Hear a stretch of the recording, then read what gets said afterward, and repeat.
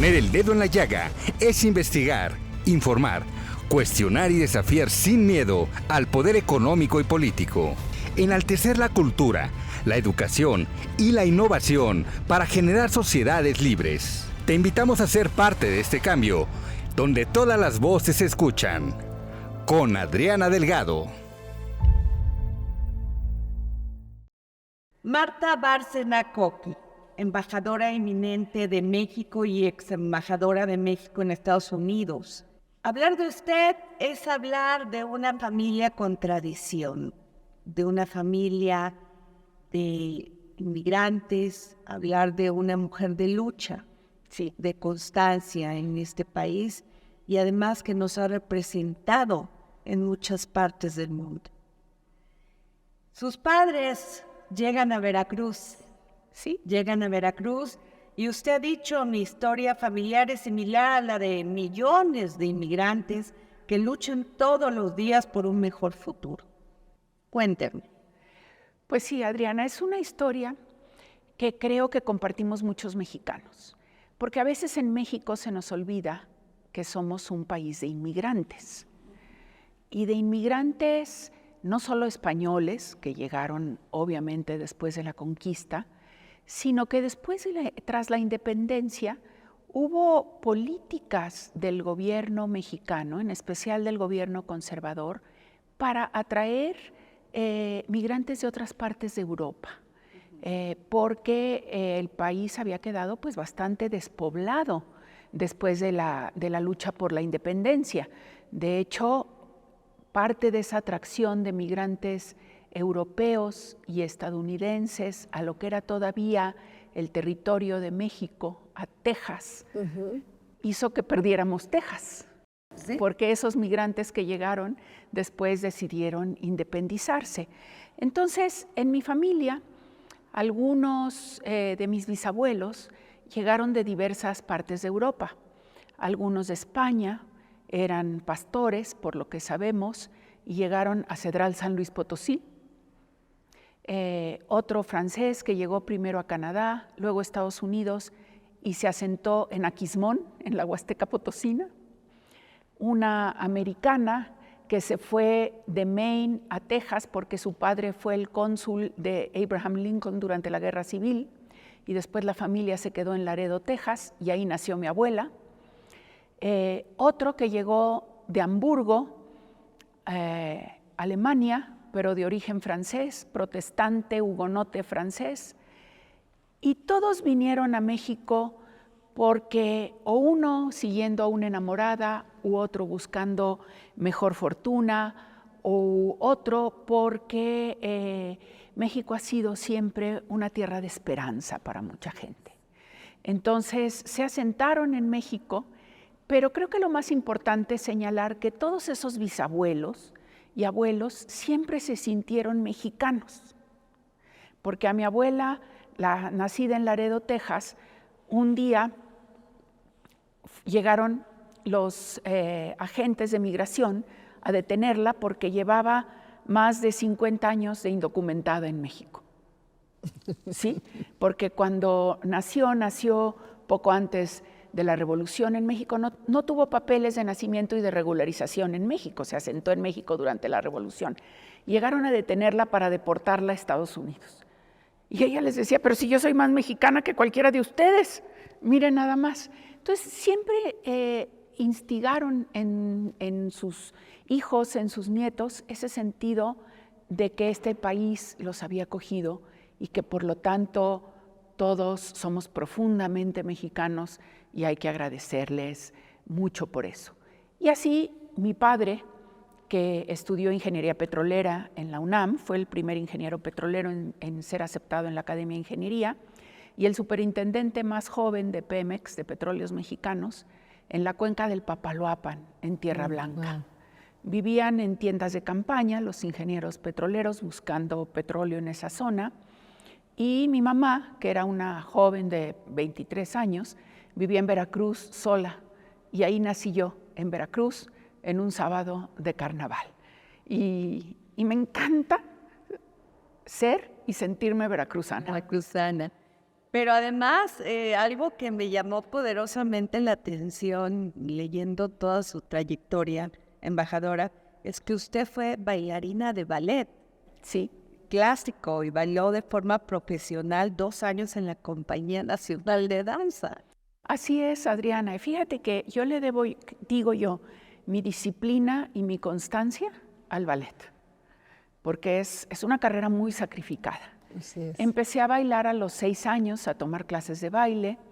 Después estuve en la Academia de Ballet de Coyoacán con Ana del Castillo Negrete, con el sistema inglés de aprendizaje. Después ella pasó al cubano y empecé a aprender técnicas cubanas. Y de ahí me fui con Andrea de Granda, que había sido también bailarina, a la Academia de Ballet de San Ángel, con la técnica inglesa igual. Y mi ilusión era ser bailarina de ballet clásico. Entonces yo me iba a ir a Inglaterra a audicionar al Royal Ballet. Ajá. Cuando me lastimé la rodilla muy, muy mal, tuve que dejar de bailar 1 año, de caminar 2 meses, y ya no pude ir a hacer la audición. Y entonces entré a la universidad a estudiar comunicación, pero volví a bailar, y uno de mis profesores, Carlos López, que fue director artístico de la Compañía Nacional de Danza, me dijo, tienen que venir a audicionar ustedes porque vamos a relanzar la compañía que está virtualmente muerta. Se firmó un convenio con Ballet Nacional de Cuba y entonces reclutaron jóvenes alumnas, porque también la Escuela Nacional de Danza había entrado a un proceso de crisis. Y entré a la primera audición y bailé 2 años en el cuerpo de baile en la Compañía Nacional de Danza. Bailamos en el Cervantino, bailamos en la Universidad Veracruzana, en Jalapa, bailamos en San Luis Potosí, en Querétaro, en Zacatecas, en el Teatro Juárez.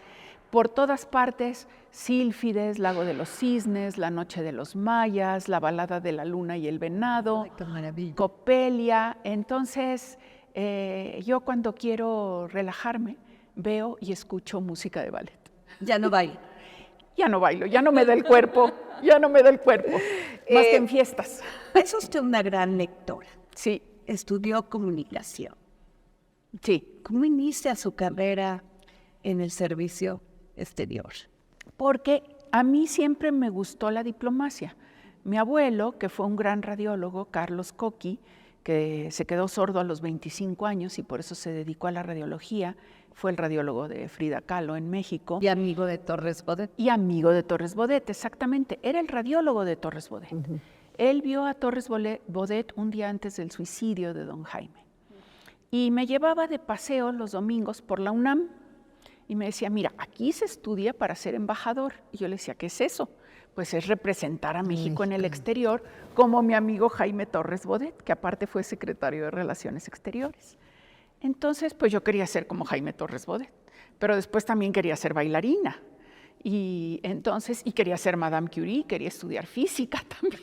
Entonces, bueno, el ballet, ya te expliqué cómo llegué todo, y entonces entrar a estudiar diplomacia o relaciones internacionales cuando yo salí de la prepa no era fácil. El Colegio de México abría las inscripciones cada 2 años. Okay. La UNAM estaba desfasada con las prepas particulares, tú te acordarás de eso. Sí, claro. Entonces, la única universidad que tenía inscripciones al momento de entrar a la universidad era la Ibero. Y la Ibero no tenía relaciones internacionales. Pero acababan de lanzar CNN y yo dije, bueno, pues si no voy a ser diplomática, periodista internacional. Entonces, quiero estudiar periodismo para ser periodista de CNN. Entonces me encantaban todos los temas internacionales. Okay. Y mi tesis fue sobre el debate sobre libertad de información en los foros internacionales, en la ONU, en la UNESCO, la Convención sobre el Derecho de Réplica, el movimiento de los no alineados y el nuevo orden informativo. Y mi director de tesis me dijo, fíjate que acaba de llegar una invitación para ingresar al servicio exterior a los mejores promedios de las universidades. ¿Por qué no vas? Le digo, pues porque no conozco al rector que me tiene que presentar. Me dice, yo te consigo la carta del rector. Yo era una buena estudiante, el 2º o 3er promedio de la generación. Me consiguió la carta y fui al Matías Romero. Y el director del Matías Romero me dijo, no, usted está muy joven. Le dije, bueno, déjeme hacer el examen de cultura general y si no lo paso ya no me recibe. Y lo pasé en primer lugar el examen de cultura general y entré al Matías Romero.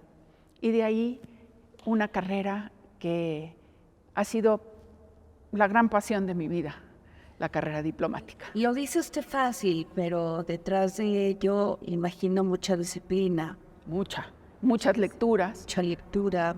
mucho estudio, pocas salidas de reventón, digamos, de fiesta, y sobre todo el amor y la pasión por lo que uno hace. ¿Le tocó difícil? Me imagino que tuvo unos padres que le apoyaron mucho. Sí, Esto es vital también.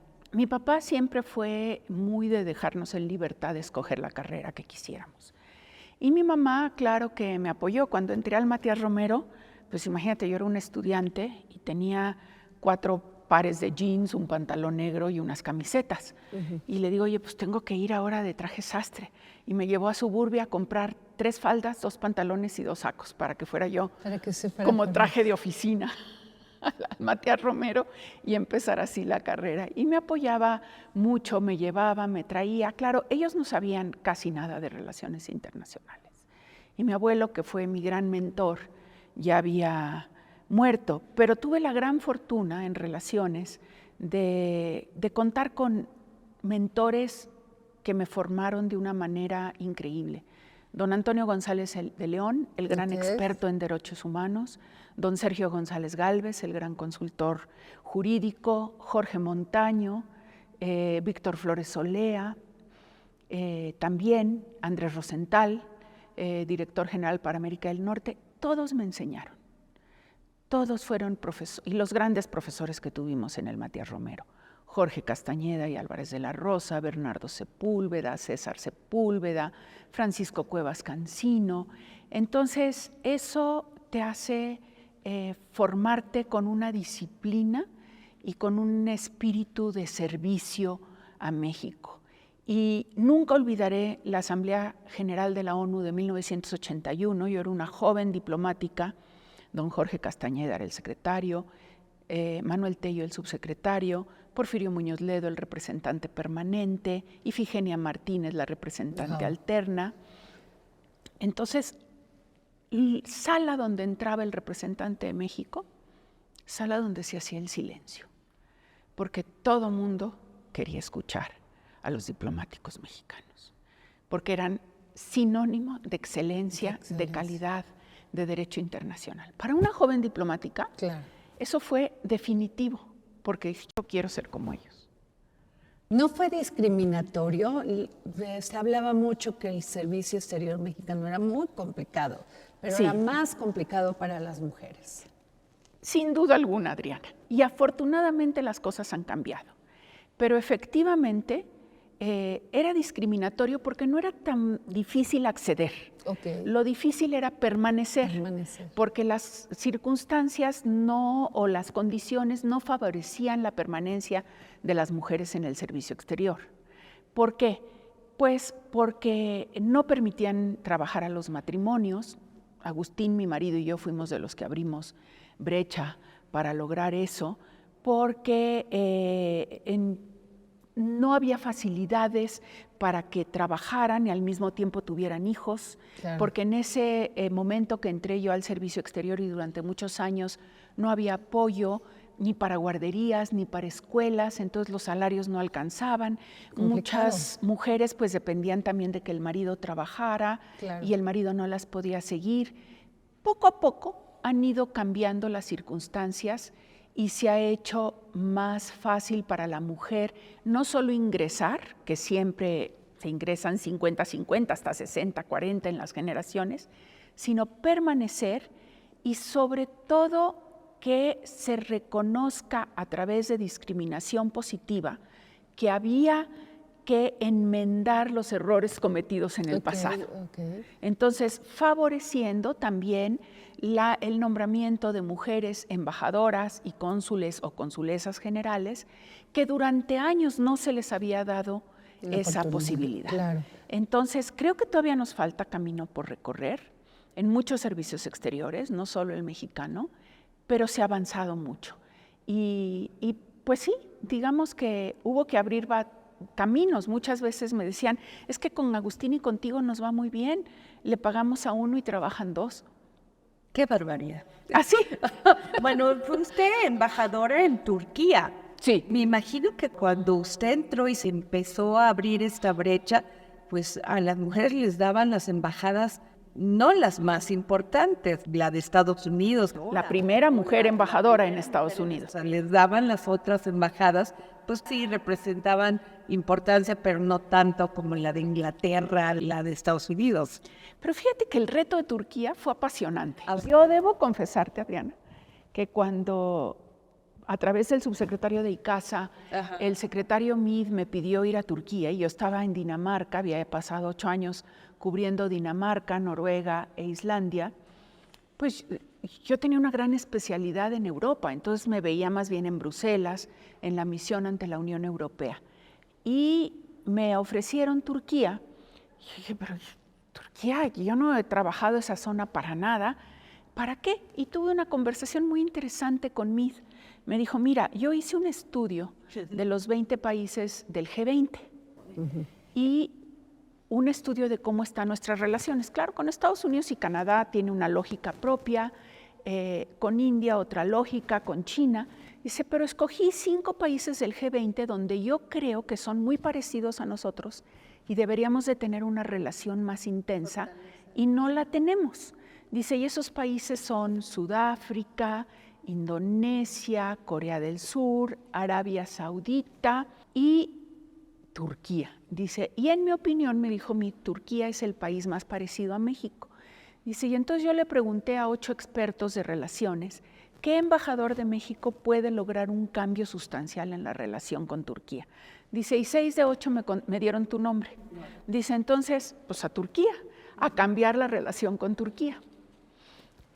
Entonces llegué a un país fascinante, me encanta, efectivamente se parece mucho a México, nosotros 130 millones de habitantes, los turcos 80, tienen un Producto Interno Bruto parecido, menor pobreza extrema y menor pobreza. ¿Qué quiere decir? Que Turquía tiene una mejor distribución de la riqueza.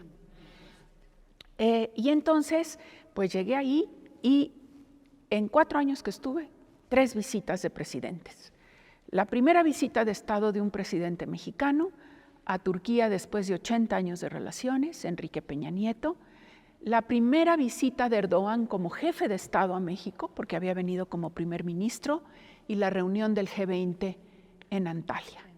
Y se cambió la relación, y creció el comercio, y creció el intercambio cultural, se abrió el consulado en Estambul. Fue fascinante, y también entender la importancia geopolítica de Turquía, que es como México, un país de origen, destino, tránsito y retorno de migrantes. Y un país fundamental para lo que está sucediendo ahorita en el Mar Negro, la invasión rusa a Ucrania, y para lo que está sucediendo en Medio Oriente, ¿sí? Porque Turquía tiene relaciones privilegiadas con toda esa zona, y ha actuado en muchas ocasiones de mediador. Así que fue una experiencia que yo fui, debo confesarlo, un poco a regañadientes, y salí fascinada y adoro Turquía y adoro a mis tercos turcos, porque no conozco un pueblo más terco que el turco. Siempre cuando dan las embajadas, el presidente en turno, siempre es un intercambio político. No en todas. Y muchas veces dejan de lado la trayectoria en el servicio exterior. Entonces dicen, vamos a mandar a tal o a cual a la embajada tal. ¿Y dónde queda el servicio exterior mexicano? ¿Dónde están todos esos jóvenes que empiezan de muy jóvenes como usted a querer representar a su país en otra parte del mundo y ven que llega un político nada más porque era cuate del secretario de Relaciones Exteriores o del presidente de la República? ¿Qué sienten al interior del servicio exterior? Mira, desde siempre tocas un punto que ha sido muy delicado y muy discutido, que es el equilibrio que puede o debe haber entre nombramientos políticos y nombramientos diplomáticos. ¿Cómo lo digo? Por ejemplo, para los países europeos, su embajador ante Bruselas, ante la Unión Europea, es casi siempre un político. Para la mayoría de los países, su embajador ante Estados Unidos es casi siempre un nombramiento político, aunque sea un diplomático de carrera. Okay. ¿Por qué? Porque tiene que mandar el mensaje de la cercanía con el jefe de Estado o con el jefe de gobierno. Sin embargo, yo digo, yo adoré mi carrera, a pesar de los que hubo que abrir brecha con la discriminación contra las mujeres, la disfruté enormemente, pero estoy muy preocupada por las generaciones, porque están perdiendo toda expectativa de llegar a la más alta representación del gobierno mexicano en el servicio exterior, que es ser embajador. Así es. ¿Por qué? Porque se están nombrando personas con poca trayectoria, porque son amigos del presidente o amigas de tal, y eso, o porque son compromisos políticos, como ha dicho el presidente López Obrador. Yo creo que ese es un lujo que se puede dar un país como Estados Unidos, que da embajadas a cambio de contribuciones a la campaña. Pero no es un lujo que se pueda dar un país como México, ¿sí? Que es un país emergente, de desarrollo medio y que necesita servicios civiles profesionales, que conozcan a fondo lo que están haciendo, que no improvisen. ¿Por qué? Porque nuestras embajadas son pequeñas. ¿Sí? La Embajada de Estados Unidos en México tiene 1,500 empleados. La mayoría locales, si quieres. La Embajada de México en Estados Unidos, en su época más grande, tuvo 200 personas. Okay. Y el trabajo es igual o más. Okay. Porque dependen y se relacionan con la Embajada 53 consulados en Estados Unidos. ¿Sí? Entonces, la Embajada de Noruega tiene 3 personas. La Embajada de Estados Unidos en Noruega tendrá 40. ¿Sí? Entonces, el embajador puede ser político porque tiene 39 gentes que le hacen el trabajo. Pero el embajador de México en Noruega, si no lo hace él, nadie lo va a hacer. Y si no tiene conocimiento profundo de lo que tiene que hacer, se va a perder mucho la interlocución. Ahora, esto que me dices es muy importante, porque ¿qué significa ser un buen diplomático? Mira, primero, significa lo más importante, tener lealtad al Estado mexicano. Es cierto que es nombramiento del presidente en turno y por lo tanto tiene que defender y proponer y explicar las políticas del gobierno en turno. Pero más allá de esto, representa al Estado mexicano. Okay. Y en el Estado mexicano está no solo el gobierno, digamos, del partido en el poder, sino está el poder legislativo, el poder judicial, los gobernadores de los estados y la población. Entonces, ¿qué quiere decir? Que un embajador, un buen embajador, claro que debe defender las posiciones de su gobierno, pero no debe contribuir a la partidización de la política exterior y mucho menos a la partidización de las comunidades extranjeras, a las comunidades de México en el extranjero. Wow. ¿Sí? Porque debe propiciar la unidad y los intereses nacionales por encima de intereses partidistas. Y eso, desgraciadamente, ahorita no se está respetando. ¿Se respetó en algún tiempo? Se respetó en un periodo corto, diría yo, Okay. porque el servicio exterior era muy priista, y todo el que no era priista era discriminado.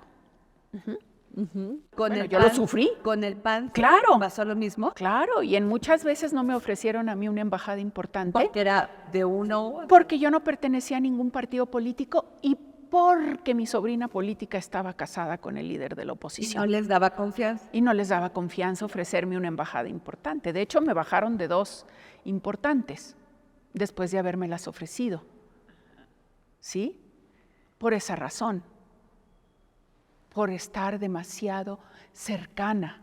Pero hubo un periodo que yo diría que empezó con Ernesto Zedillo, básicamente durante la gestión de Rosario Green, que fue su segunda secretaria de Relaciones, en donde sí se mandaron instrucciones muy precisas. Es decir, el embajador de México tiene que atender a cualquier político mexicano que llegue a su adscripción, claro, sea del gobierno o sea de un partido de oposición.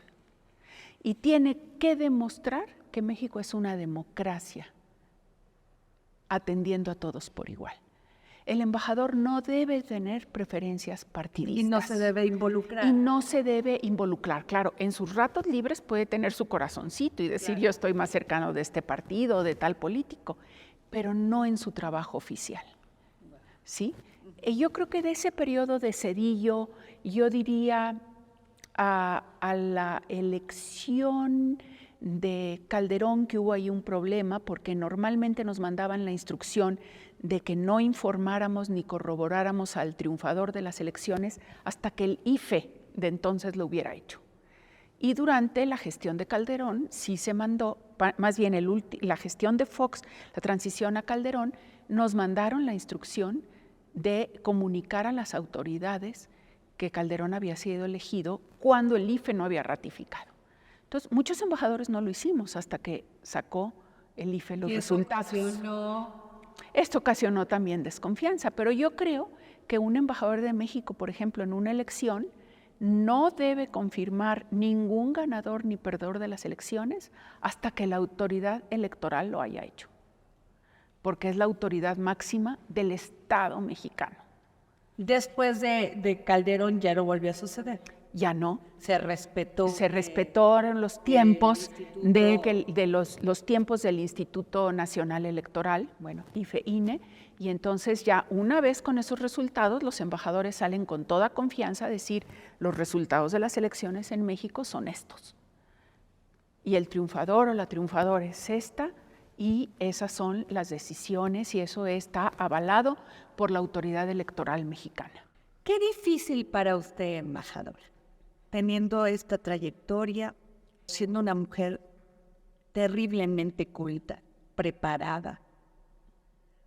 Como vemos muchos mexicanos. Se lo voy a decir, es usted un orgullo para las mujeres por todo lo que ha logrado como profesionista, como profesional de la diplomacia, pero qué terrible es encontrarse con un país que se mueve de acuerdo a los vaivenes políticos y a las emociones y pasiones, porque usted tiene un mandamiento y de repente, pues los políticos no lo entienden, ellos ven quién está con sus filias y sus odias.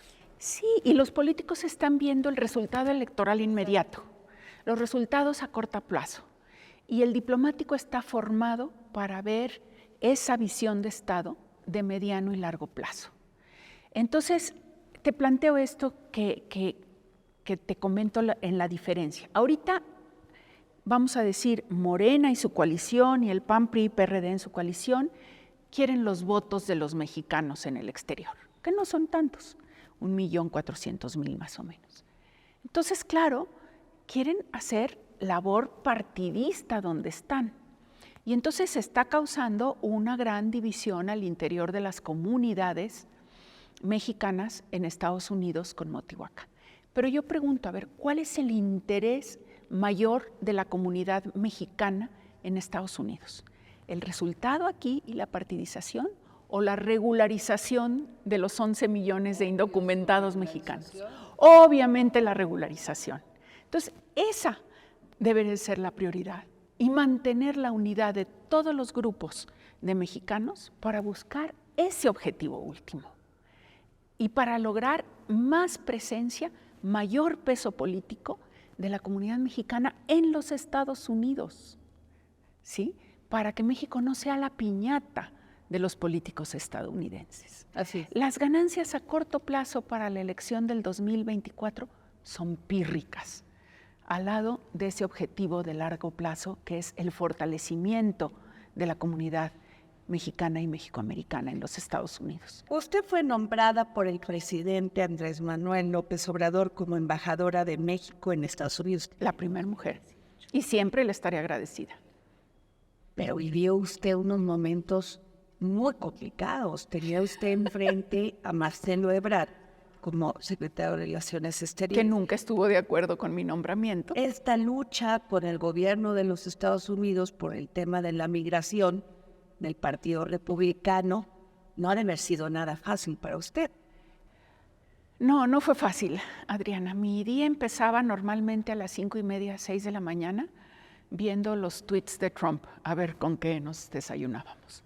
Y terminaba a las 11, 11:30 de la noche, y a veces hasta las 2 de la mañana, cuando el 6 de enero, cuando la muerte de George Floyd y las manifestaciones en Washington, cuando la matanza del Paso. Entonces eran días muy largos, eran días difíciles, eran días que había que saber qué informar, en qué momento informar, no solo al secretario, que eso era de chaleco, y a la Secretaría de Relaciones, sino al presidente de la República. Y lo tienes que hacer de manera muy sucinta y muy clara, y a veces sugerir qué es lo que deben decir o no.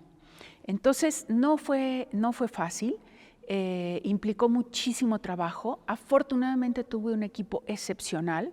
La embajada estaba compuesta a 90% por diplomáticos de carrera, todos con gran experiencia, con un enorme conocimiento de las leyes migratorias de Estados Unidos, a los que siempre escuché y pedí su opinión. Y entonces, pues, eso me permitió reafirmar la seguridad con la que llegué a ser embajadora en Estados Unidos, con 40 años de carrera, con una gran experiencia. Cuando había momentos difíciles me preguntaba, ¿qué hubiera hecho don Antonio González de León en este momento? En temas de derechos humanos, por ejemplo. ¿Qué hubiera hecho don Sergio González Gálvez en este momento? Don Sergio me dio una lección muy importante que apliqué muchas veces con los americanos. Cuando se descontroló el pozo Ixtoc en el Golfo de México, ¿te acuerdas? Sí, claro. Bueno, nos exigieron un pago de compensación por la contaminación. No había precedentes legales para ello, entonces dijimos que no. Y entonces después propusieron la negociación de un convenio de cooperación en caso de derrames de hidrocarburos. Entonces llegamos a la mesa de negociación, que por cierto, representando a Marina, que era muy importante en ese momento, era el almirante Miguel Ángel Ortega, que después fue secretario de Marina, y llegó la delegación americana, y don Sergio empezó la reunión diciendo, a ver, señores, si alguno de ustedes trae en mente tratar el tema del Ixtoc en la mesa, de una vez les digo que la delegación mexicana se para y se va. Entonces los estadounidenses así, y dijeron... Totalmente... Sí, nunca vamos a tratar el Ixtoc, y se negoció el acuerdo sin tratar el Ixtoc ni las reclamaciones. Claro. Entonces esto, en una reunión que tuve yo con Kirsten Nielsen, con todo mi equipo, me dice, embajadora, Estados Unidos, en ejercicio de su soberanía, a partir de mañana va a empezar a regresar a México nacionales de terceros países que están solicitando asilo en Estados Unidos. Y se los vamos a regresar por todos los puertos de entrada y a la hora que nosotros determinemos. Y le dije, pues en ejercicio de nuestra soberanía, México se los va a rechazar. Se paró de la mesa, furiosa. Nadie me había contestado así. Pues acostúmbrese. ¿No le ocasionó problemas con un Marcelo Ebrard? Sí, claro. Me dijo, yo voy a hablar con Marcelo Ebrard esto. Y le dije, háblelo usted, yo voy a hablar con el señor presidente. Y eso no gusta. Por supuesto que no, pero así fue. Y no recibimos en los términos que ellos querían. Se empezaron a recibir algunos nacionales de terceros países por 2 o 3 puertos de entrada, que son en los que estábamos preparados, que es San Isidro, Mesa de Otay, Laredo y El Paso, Ciudad Juárez. Y un número máximo, y certificando que no fueran más que nacionales de Guatemala, Honduras o El Salvador, no de otros países. Porque el problema de Quédate en México, Adriana, es que sentó un precedente, que ahora lo estamos viendo, que lo quieren hacer legal en Estados Unidos y obligar a México a recibir nacionales de terceros países. Y eso es muy delicado, porque ya las ciudades fronterizas mexicanas están totalmente saturadas. Regresemos un poco a la política. ¿Por qué Marcelo Ebrard no quería que usted fuera la embajadora en Estados Unidos? Mira, no lo sé, pero supongo que él, como secretario de Relaciones, quería tener a una persona de su confianza, no de la confianza del presidente, como embajador en Estados Unidos. Y trató de abrir una oficina paralela con Javier López Casarín. Oficina paralela que yo le dije al presidente muy claramente, señor presidente, si se abre esa oficina paralela, Y yo no voy a Estados Unidos, mejor dejé a Ebrard que nombre O sea, había embajador. un embajador a No, nombrar. quería un embajador a nombrar y otro un representante de Ebrard, que porque él tenía un proyecto especial. Le dije, de ninguna manera. Hay una representación única e indivisible del Estado mexicano, y es el embajador de México en Washington, llámese como se llame. No hay oficinas paralelas, ¿eh? Y así lo hablé con el presidente y él ordenó que no se abriera. Y yo creo que de ahí Ebrard se quedó muy enojado. Pero es privilegio del presidente de la República nombrar al embajador en Washington. Las diferencias entre la embajadora y el embajador y el canciller no fueron solo conmigo, son históricas en varios Y exenios. además, bueno, está en el país más importante, sobre todo para la relación con México. Pero yo insisto, la embajada siempre informó de todo puntualmente a la Cancillería. Si la Cancillería perdía los documentos o no les daba seguimiento, ya no era mi problema. Era problema de la Cancillería. Sí, sí pasa. Que diga Varias veces. Secretario de Relaciones. El secretario no, pero sus colaboradores. Es que no encontramos, no nos han informado de esto. Los hemos informado en los correos, números tales y tales y tales, tal. No los encontramos. Ahí van de nuevo. Qué terrible debe ser para alguien trabajar con otra Fue muy persona difícil. a ese nivel. Sobre todo, fue muy difícil trabajar con una secretaría que prescindió de los diplomáticos para acomodar los nombramientos políticos del secretario Ebrard y que no tenían oficio. Entonces, al no tener oficio, no sabían cómo dar seguimiento a un tema, a una comunicación, todo. Entonces, también por eso, la embajada tuvo que hacer trabajos adicionales a los tradicionales de una embajada. Entonces, pues, ¿por qué? Pues porque la prioridad es el Estado mexicano, la prioridad es México y los mexicanos. No es a ver si a mi cuate le doy la delegación de pasaportes en Coyoacán o si a mi otro cuate lo nombro director general de América del Norte y a mi colaboradora de toda la vida, subsecretaria de multilaterales, aunque no tenga idea de cómo se come ese asunto, ¿no? Embajadora, nuestra relación con Estados Unidos siempre ha sido muy ríspida. Siempre. Muy ríspida. Y siempre será muy difícil. Muy difícil. Bien dicen que tan cerca de Estados Unidos y tan lejos de Dios. ¿Podremos algún día llegar a acuerdos reales sobre el tema de la migración? Yo creo que sí. No en este momento. Que no haya violación a los derechos humanos, que nos acepten como migrantes. Trump tiene un discurso durísimo. Un discurso xenófobo, racista. Migrantes latinoamericanos ni mexicanos. Mira, yo creo que sí, no en este momento, pero yo creo que sí. Y hay que tener una estrategia de mediano y largo plazo. Y esa estrategia incluye lo que ya te mencionaba, el fortalecimiento y la unidad de la comunidad mexicoamericana en los Estados Unidos y de la comunidad mexicana. ¿Sí? El trabajo con ellos, no por razones electorales, sino por razones de derechos humanos, de derechos laborales, de protección de sus derechos, de empoderarlos cada vez más económica y políticamente. Ya tenemos una cantidad de empresarios increíblemente poderosos desde el punto de vista económico. La presidenta de la Cámara de Comercio de Los Ángeles es mexicano-americana. Tenemos negocios ahí increíbles. Entonces yo creo que en el momento que haya un mayor reconocimiento en Estados Unidos a la enorme contribución de los migrantes mexicanos en Estados Unidos, y ese es uno de los objetivos de la canciller Alicia Bárcena, que me parece muy loable, yo creo que en ese momento México tendrá más peso. Y me decía un congresista mexicano-americano, Rubén Gallego, demócrata por Arizona, embajadora, lo que nosotros queremos es un México fuerte, un México que todo mundo respete, un México que no esté dominado por el crimen organizado, un México donde haya seguridad, un México que siga siendo el principal socio comercial de los Estados Unidos, porque ese México fuerte nos fortalece a nosotros en Estados Unidos, nos permite defendernos mejor y nos permitirá entonces tener un discurso o una narrativa muy favorable a la migración. Embajadora, ¿no le parece paradójico un poco el hecho de que siempre presumamos las remesas?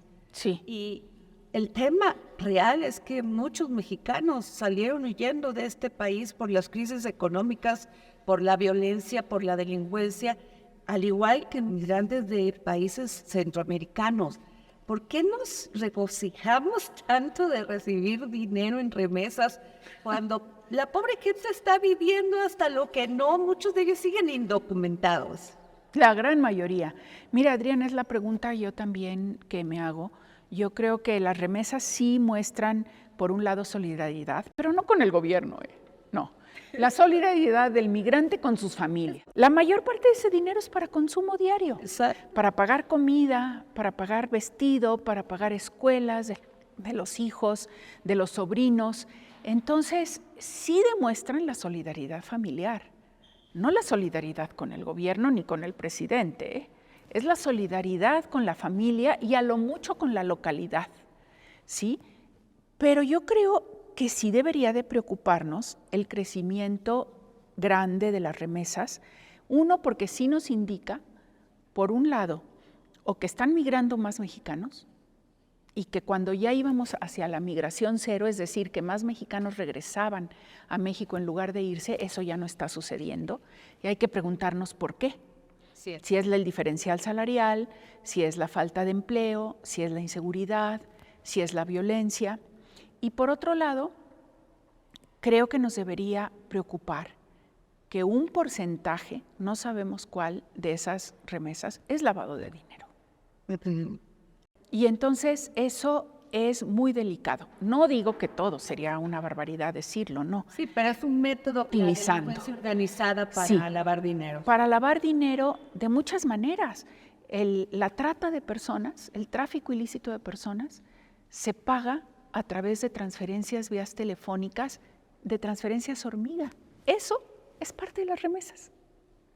Entonces, claro que se tiene que hacer un estudio a fondo de dónde salen, a dónde llegan, por qué cantidades, y porque hay pruebas de que en pueblos de 3,000 personas, 4,000 personas, está llegando una cantidad de dinero que no hace sentido. 4 o 5 millones no de hace sentido. No se entiende. Y entonces eso no nos conviene festinarlo tampoco, Adriana. Así es. Entonces yo coincido contigo, no deberíamos de hacer de las remesas un gran festejo y menos gubernamental. En todo caso lo deben festejar sus familias. ¿Por qué no hemos podido lograr tampoco en lo humanitario, siendo un gobierno humanista el que tenemos ahora, o así se dice, el trato del Instituto Nacional de Migración para los migrantes?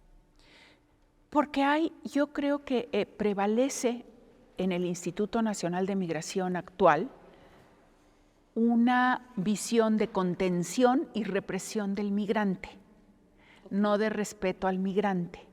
Y esta visión de contención y represión del migrante lleva paulatinamente a la militarización del Instituto Nacional de Migración. Es decir, al frente de muchas estaciones migratorias u oficinas ya están militares retirados o en servicio. Y la visión militar nunca va a ser favorable al migrante por su propia formación. Así es. ¿Sí? Entonces, yo creo que es una visión parcialmente equivocada. Sí hay que entender y hay que tratar de entender este tráfico ilícito de personas, y en el tráfico ilícito de personas sí hay que tener una visión de contención y de represión y de castigo a los traficantes ilícitos de personas, pero no en el trato al migrante en general y al refugiado. ¿Se puede desbordar? Ya se ha desbordado. Lo que estamos viendo es cercas de púas, militares ya en la frontera, enviados por el gobernador de Texas. De Texas. ¿Podemos llegar a una masacre terrible a los migrantes? No sé si masacre, el problema es que las masacres de los migrantes han ocurrido en territorio mexicano. Terrible. San Fernando, hay que recordar, y estos que rescataron del autobús en Tamaulipas. Tamaulipas es una tierra capturada por el crimen organizado. Pero si lo sabemos, ¿por qué no se está haciendo nada? Se sabe dónde llegan. Se sabe dónde llegan. Dejan a los migrantes. Y se conocen si no perfectamente bien, se conocen las rutas. ¿Qué nacionalidades entran por el sur? ¿Por qué puertos? ¿Y a qué puertos van? Eso te indica un control del crimen organizado, no una migración espontánea, que sí hay algunas, pero el manejo de la migración, del tráfico ilícito de personas por el crimen organizado es terrible. Ayer estaba yo leyendo la nueva ley que se propuso en Estados Unidos, que no va a pasar, creo yo, pero ¿no tienes idea lo que van a desplegar de tecnología para combatir el tráfico ilícito de personas? Entre ellos, muestras de DNA de los detenidos en la frontera y de familias para ratificar que son efectivamente familias y que no hay, que no están llevando niños, por ejemplo, que hayan robado o adoptado.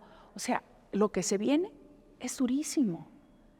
¿Por qué? Porque hay la percepción de que México no está haciendo su trabajo, que no es reprimir, es combatir el tráfico ilícito, es combatir el crimen organizado en la migración y dar al migrante el trato humano que merece. Los países centroamericanos, ellos eluden la responsabilidad también. Sí. ¿Qué vamos a hacer con ello? Porque el presidente le dio a Marcelo Ebrard, cuando era secretario de Relaciones Exteriores, una cantidad económica para que desarrollaran estos programas de Sembrando Vidas. Y de jóvenes construyendo el futuro. No hemos visto Vimos una disminución de la migración salvadoreña, pero yo diría que no fue por los programas mexicanos, sino por las medidas anticrimen de Bukele, reelegido apenas, que también han sido muy violatorias de los derechos humanos, pero que sí han logrado contener el crimen y las maras en El Salvador. Y entonces por eso ha disminuido la migración salvadoreña. No ha disminuido mucho la migración hondureña y había disminuido algo la migración guatemalteca. Ahorita tenemos un nuevo presidente en Guatemala, mucho más con visión social. Es probable que logre disminuir la migración, pero no en el corto plazo. Pero fíjate que una de las cosas que se puede hacer con ellos, justamente para esta responsabilidad compartida, es homologar los códigos penales de México y al menos de esos 3 países centroamericanos. ¿Para qué? Para castigar como un crimen el tráfico ilícito de personas. Porque si en un país no es crimen y en otro sí, pues en el país que no es crimen van a hacer su agosto, porque no los van a meter a la cárcel ni los van a perseguir.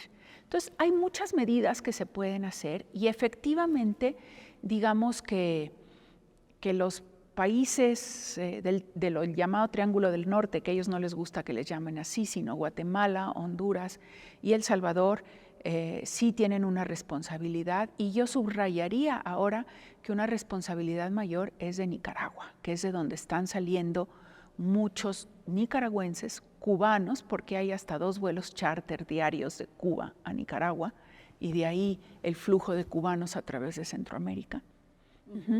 Entonces, y de Panamá, otra responsabilidad, que es la vigilancia del Darién, junto con Colombia, que es por donde entra. Por eso se necesita una cooperación y una visión regional de la migración. Eso no está pasando. Hasta ahora, no. Pero es algo que ha propuesto ya México y la nueva secretaria de Relaciones Exteriores. También nos señala por el tráfico de drogas y sobre todo por el fentanilo. Así es. Y nosotros lo señalamos a Estados Unidos por el tráfico ilícito de armas. ¿Así? Sí, el tráfico de drogas y el fentanilo es otro tema de esta rispidez que tú hablabas ahorita con Estados Unidos. Y es una rispidez explicable porque el número de muertos por sobredosis de fentanilo en Estados Unidos se ha disparado. Ahora en abril vendrán nuevas cifras. Y así como en México mueren por homicidios los jóvenes entre 15 y 34 años, es el primer motivo de muerte en México, los homicidios. En Estados Unidos, entre 18 y 45 años, está siendo el primer motivo de muerte la sobredosis. Entonces, es un tema que no podemos enfrentar si no hay cooperación entre los 2 países, persiguiendo las rutas de precursores de fentanilo, persiguiendo a los fabricantes, a las cocinas en México, persiguiendo a los traficantes y sobre todo reconociendo que el fentanilo en algunos lugares de México, en la frontera, ya también es un problema. Me decía Adela Navarro, la directora de Z, que hicieron una muestra en Mexicali y que de todos los muertos por sobredosis, más del 30 o 40% eran por fentanilo. O sea, ya el fentanilo ya está en México. No podemos decir que no se está consumiendo. Así es. Entonces, más vale que lo enfrentemos ahorita de manera conjunta con Estados Unidos, antes de que nuestra propia juventud, a pesar de las estupendas campañas por radio que está haciendo el gobierno, que son muy buenas las campañas en radio y televisión, antes de que nuestra juventud se vea afectada. ¿Qué sigue para usted? Porque usted es una diplomática. Mira, hasta ahora pues continuar en el Heraldo con mi columna semanal que se titula Misión Especial, estar en entrevistas. Doy algunas asesorías cuando me piden alguna empresa en temas muy puntuales relacionados con la relación comercial México-Estados Unidos. Doy muchas conferencias, que si la Asociación Nacional de Abogados, que si las mujeres abogadas, justamente sobre el futuro de las relaciones. En las universidades, voy mucho a universidades, tanto en México como en Estados Unidos. Y la verdad, Adriana, es que estoy también muy feliz en mi papel de esposa, porque pues a veces en los últimos años no tuve tanto tiempo para Agustín, mi marido. En mi papel de madre, porque mis 2 hijas viven en el extranjero, una en Dubái y otra en Ámsterdam. Entonces me gusta irlas a visitar, a ver. Viven y trabajan las 2 allá. Y mis nietas, que son mi adoración. Sí, yo diría que muy feliz. Y mi mamá, que tiene 91 años, que me dio todo y que ahora, pues como tantos años en la vida, hay que corresponder y cuidarla a sus 91 años. Muchas gracias por esta entrevista. Muchas gracias a ti y ánimo a todas las mujeres mexicanas. La mitad del país descansa en nuestros hombros. Así es. La familia, los valores descansan en nosotros. Hay que instigarlos, hay que tener ese humanismo, esa generosidad, esa solidaridad, ese respeto por los otros. Muchas gracias. Gracias.